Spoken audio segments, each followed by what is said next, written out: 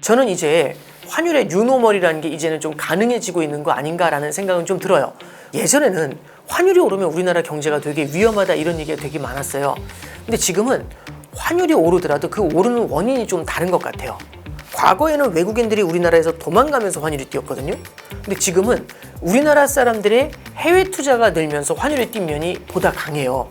그러면 외국인들은 도망가면 안 돌아오거든요. 우리나라가 해외 투자를 하잖아요. 해외에 있는 주식이나 채권을 사놨기 때문에 배당을 받거나 이자를 받거나 하면서 계속해서 달러 캐시가 들어오는 게 있습니다. 그리고 미국 같은 데 투자하게 되면 여기서 미국의 강한 성장의 수혜를 어느 정도는 받게 되겠죠. 그러면 환율이 오르더라도 과거하고는 약간 환율 상승의 퀄리티가 다른 편이거든요. 그래서 우리가 마냥 과거의 기준을 들이대면서 환율이 올랐으니까 너무 위험한 것 같아, 이렇게 그냥 단순하게 생각하는 거는 조금 리스크가 있지 않겠나 생각합니다.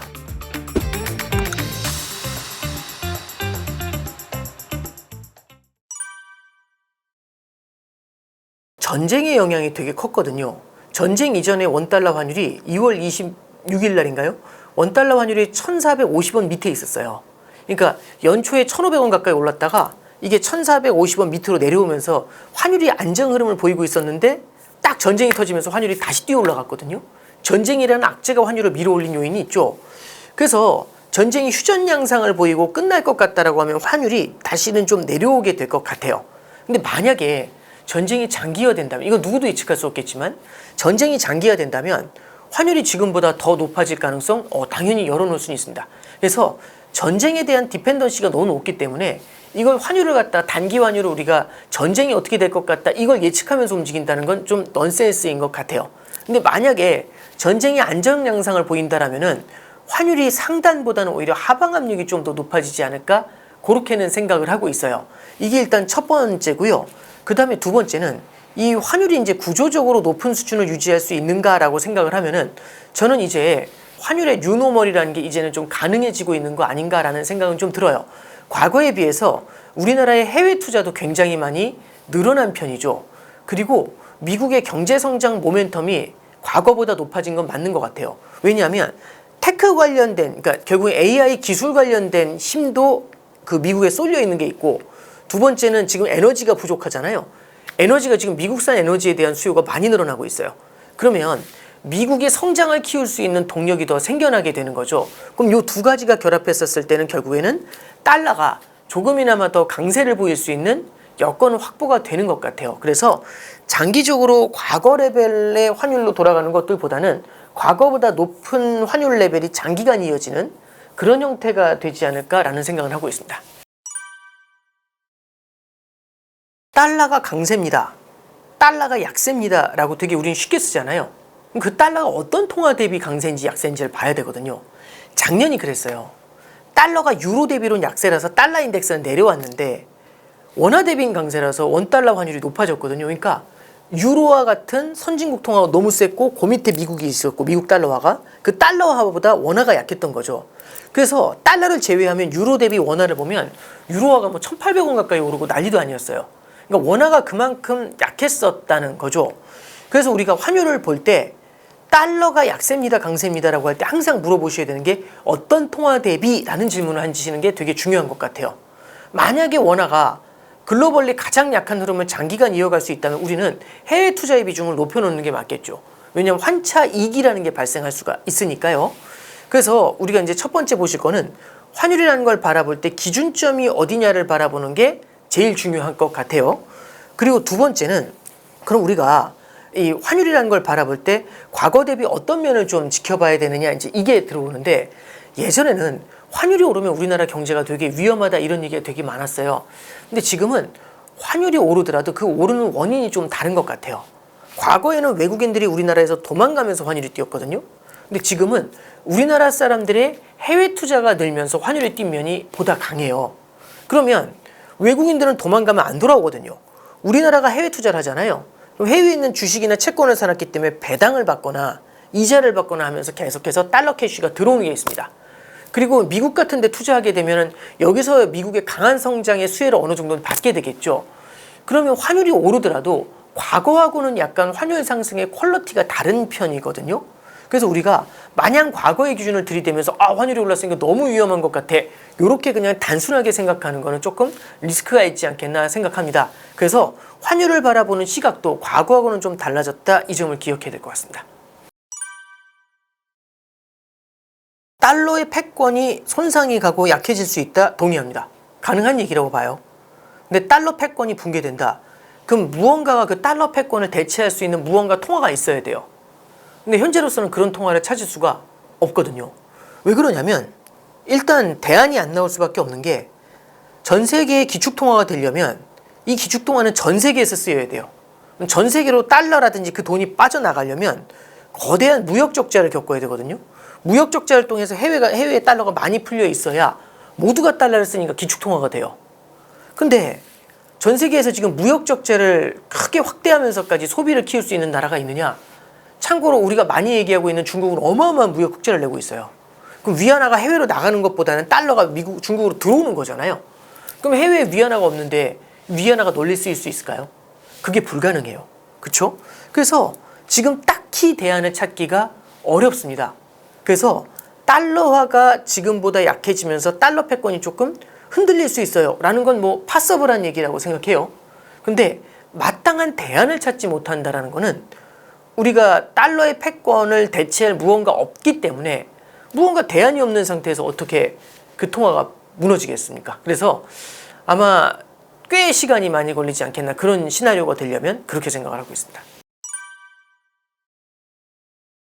단기적인 관점이 있고 장기적인 관점이 있어야 될 것 같아요. AI가 성공을 하면 생산성이 높아집니다. 그러면 예를 들어서 분업과 같은 거죠. 분업이 일어나니까 물건을 만들 때 훨씬 더 효율적으로 동일한 시간에 동일한 인원이 더 많은 제품을 만들어내거든요. 이게 분업의 원리지 않습니까?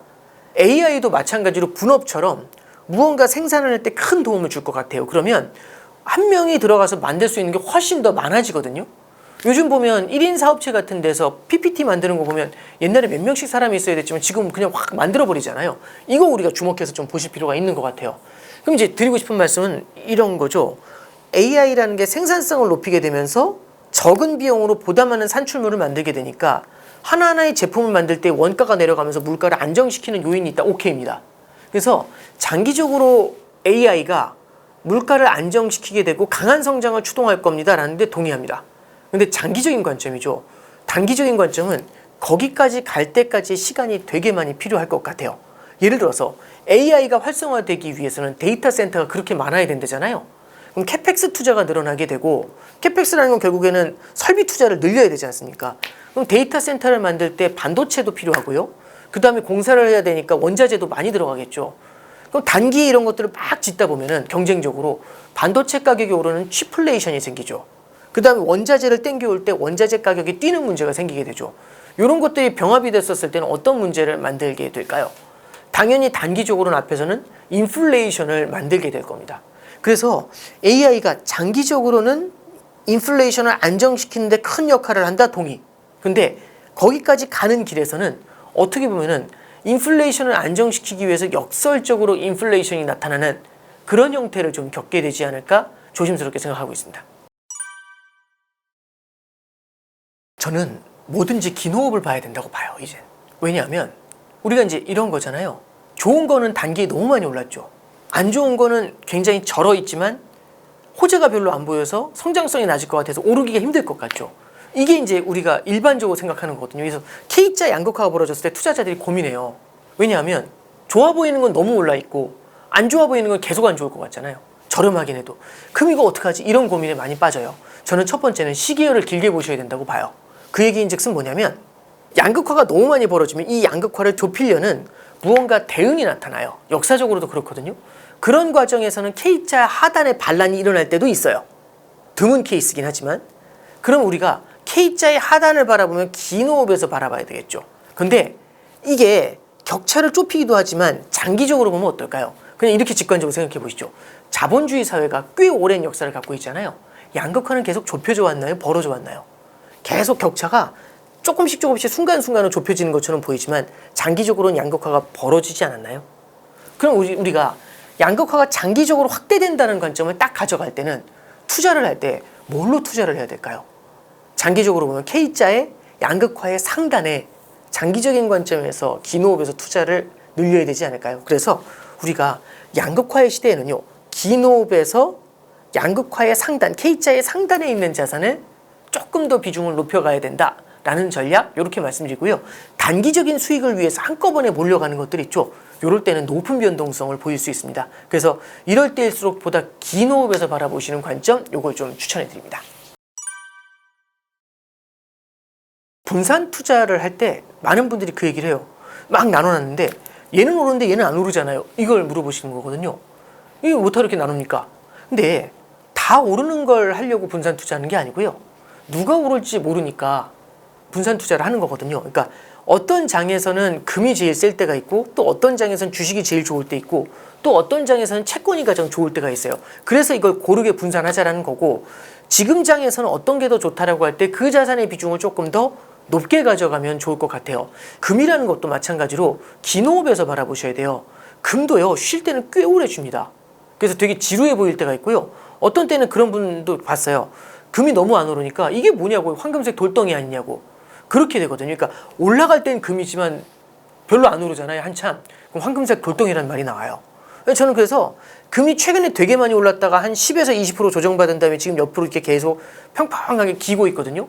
그러다 보니까 여기에 대한 비관론이 되게 많이 나와요. 특히 최근에 이제 금 가격을 갖다가 누르고 있는 요인은 결국에는 전쟁 때문에 금리 인상을 할 거라는 두려움. 요게 시장에는 영향을 많이 주는 것 같아요. 금리 인상은 금에는 직격탄이거든요. 이게 일단 되게 큰 부담 요인입니다. 그럼 우리는 뭘 바라봐야 되느냐? 금리 인상은 조금 이어질 것 같은데, 그러면 금이라는 건 그 다음 사이클을 바라봐야 되는 요인이 될 수가 있겠죠. 그럼 이럴 때는요, 금의 비중을 조금 좁히면서 다른 자산의 비중을 늘리면서 이렇게 대응을 하면 되는 거지, 금을 완전히 비운다? 그 시나리오가 생각보다 빨리 다가올 수가 있습니다. 그러니까 예를 들어서 코스피 같은 거 완전히 비워놨다가 국장 탈출은 지능순이라고, 근데 갑자기 확 뛰죠. 금도 마찬가지로 이 금이라는 자산이 또 갖고 있는 그런 시즌이 있습니다. 그런 걸 좀 눈여겨보시는 게 필요할 것 같아요. 고금리 장기화가 되면은요, 채권이 되게 많이 고전하고요, 또 금리가 높을 때는 금이 고전하는 경우들이 있어요. 근데 이런 게 있습니다. 고금리가요, 어떤 케이스냐면 물가가 너무 높아서 이거 걷잡을 수 없이 금리가 뛴다. 그러니까 물가가 금리보다 높잖아요. 그러면 이런 걸 실질금리가 마이너스라고 해요. 그러니까 이런 거죠. 금리가 6%입니다. 너무 높죠. 근데 물가가 10%예요. 그럼 실질금리가 마이너스죠. 금은요, 실질금리를 많이 따라가요. 왜냐하면 실질금리가 마이너스면 화폐를 갖고 있는 게 손해거든요. 그럼 금으로 자금이 흘러가요. 그래서 만약에 금리가 높더라도 이 고금리가 물가가 더 높아지면서 실질금리가 마이너스가 나면서 나타나는 현상이다 라고 한다면은 금 같은 경우는 좋을 수 있어요. 다만 실질금리가 마이너스면 채권이 당연히 고전할 수밖에 없겠죠. 왜? 현금을 들고 있고 갖고 있는 금리가 물가 상승을 커버하지 못하면 채권이 고전할 수밖에 없겠죠. 그래서 어떤 형태의 고금리냐가 금이냐 아니면 채권이냐, 이걸 가르는 핵심이 될 것 같아요. 근데 당장은 채권이 불리하더라도요, 향후에 고금리라든지 고환율을 버티지 못하고 결국에는 실물 경기가 둔화 기조에 접어들게 되면은 그때는 채권이 또 힘을 받게 되지 않을까요? 그래서 우리가 항상 그런 것 같아요. 뭐 다 돌고 돈다 이런 얘기 되게 많이 하잖아요, 어르신들이. 금융시장에서도 영원한 건 없습니다. 항상 돌고 돌거든요. 채권은 영원히 저주받을 거야. 또 그렇지만은 않아요. 또 다른 변화가 나타날 때도 있습니다. 예, 그런 걸 한번 지켜보시죠. 네. 앞에서도 말씀드렸다시피 긴 호흡의 투자를 보는 게 되게 중요하고요. 쏠림 투자를 조금 경계하라는 말씀을 좀 드리고 싶어요. 길게 보면 돌고 돌거든요. 길게 보면. 이게 이제 되게 웃기는 말씀처럼 들리지만, 길게 보면 돌고 돈다는 거는 우리가 긴 호흡에서 포트폴리오를 가져갈 때는 여러 자산을 고르게 나타내 주는 게 되게 중요해요.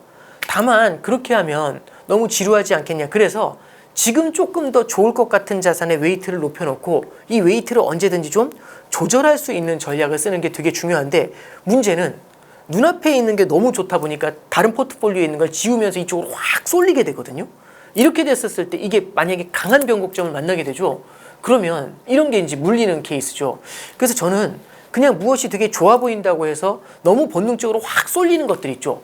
이런 것들에 대해서는 우리가 항상 경계감을 갖고 바라보시는 게 되게 중요합니다. 그래서 항상 긴 호흡에서 보시자, 그 다음에 쏠림에 대해서 경계하자. 이 두 가지를 꼭 기억해 주셨으면 합니다.